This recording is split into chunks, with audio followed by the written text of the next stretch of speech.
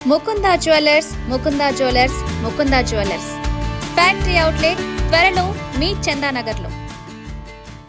రాష్ట్రంలో సాదా బైనామా సమస్యకు పరిష్కారం దొరకబోతున్నట్టు కనిపిస్తోంది. భూభారతి చట్టం అమల్లోకి వస్తే గత 6 ఏళ్లుగా పెండింగ్లో ఉన్న దాదాపు 9 లక్షల దరఖాస్తులకు ఊరట లభించనుంది. దీంతో ఎన్నో కుటుంబాలు ఊపిరి పీల్చే అవకాశం ఉంది. మేనిఫెస్టో హామీకి కట్టుబడి కసరత్తు. కాంగ్రెస్ ప్రభుత్వం మేనిఫెస్టోలో హామీ ఇచ్చినట్లు సాదా బైనామా సమస్యకు పరిష్కారం చూపించేందుకు ప్రణాళిక రూపొందిస్తోంది.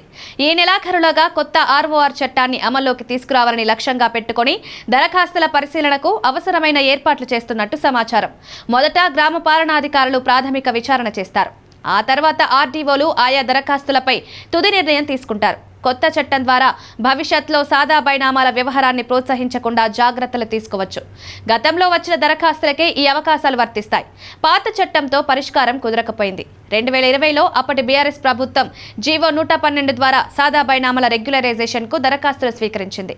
ఆర్ఓఆర్ 2020 చట్టం అమల్లోకి రాగానే అందులోని 5A, 5B సెక్షన్లు తొలగించడం వల్ల సమస్య తలెత్తింది. దాంతో దాదాపు 9 లక్షల దరఖాస్తులు పెండింగ్లోనే ఉన్నాయి. కోర్టులో కేసు వేయడంతో స్టే వచ్చింది. ప్రభుత్వం ఆ స్టేని ఎత్తివేయించేందుకు ప్రయత్నించకపోవడం వల్ల సమస్య ఇంకా దిగజారింది. 1971లో అమల్లోకి వచ్చిన ఆర్ఓఆర్ చట్టంలో 1979లో 5A, 5B సెక్షన్లు చేర్చారు.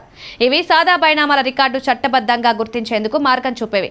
కానీ 2020లో ఈ సెక్షన్లు తొలగించడంతో రైతుల సమస్యలు పెరిగిపోయాయి. కొన్ని వాదనల ప్రకారం కోర్టులో స్టే ఉన్నప్పుడు ఎలా పరిష్కారం చూపుతారన్నదే చర్చ. కానీ రెవెన్యూ నిపుణుల మాట ప్రకారం కొత్త చట్టం ద్వారా అటువంటి సమస్యలు లేవు. స్టే ఎత్తే అవకాశం కూడా ఉండకపోవచ్చు. ముఖ్యంగా 2020లో వచ్చిన 2.26 లక్షల దరఖాస్తుల పరిష్కారానికి మార్గం ఉందని స్పష్టం చేస్తున్నారు. బీఆర్ఎస్ హయాంలో ధరణి చట్టం అమలుతో గ్రామీణ రెవెన్యూ వ్యవస్థ కుప్పకూలిపోయింది. దాదాపు 5,000 మంది వీఆర్ఓల సేవలను తొలగించి ఇతర శాఖలకు బదిలీ చేశారు. ఫలితంగా గ్రామాల్లో ఫీల్డ్ ఆఫీసర్లు లేకుండా పోయారు. తహసీల్దార్ల అధికారాలు తగ్గిపోయాయి. దీంతో రైతుల సమస్యలు మండల స్థాయిలో పరిష్కరించలేని పరిస్థితి నెలకొంది. భూభారతి చట్టంతో ఈ సమస్యలను దృష్టిలో పెట్టుకుని భూభారతి చట్టాన్ని రూపొందించారు. జిల్లాల వారీగా రైతులు, అధికారులు, ప్రజాప్రతినిధుల అభిప్రాయాలతో చట్టాన్ని రూపొందించి ఏప్రిల్ 2వ వారం నుంచి అమలు చేయనున్నట్లు ప్రభుత్వం ప్రకటించింది. ప్రతి రెవెన్యూ గ్రామానికి ఓ గ్రామ పాలనాధికారి ఉండేలా జీవో నెంబర్ 41 ద్వారా 10,954 పోస్టులను సృష్టించారు. ఈ చట్టం ద్వారా గతంలో రికార్డుల్లో లేకుండా కాసుతో వ్యవహారం చేస్తూ జీవిస్తున్న రైతులకు న్యాయం జరగనుంది.